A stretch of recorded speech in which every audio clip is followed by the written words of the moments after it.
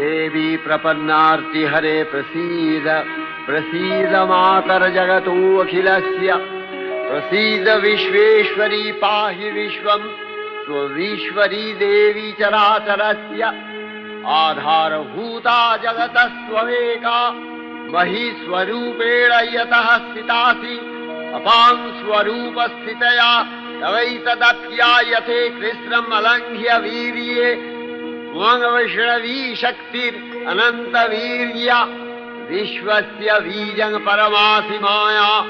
सम्मोहितं देवि समस्तमेतत् त्वं वै प्रसन्ना भुवि मुक्तिहेतुः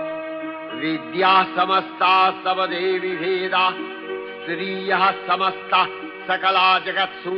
तवैकया पूरितमम्बयैतत् का ते स्तुतिः सद्य परापरोक्तिः सर्वभूता यदा देवी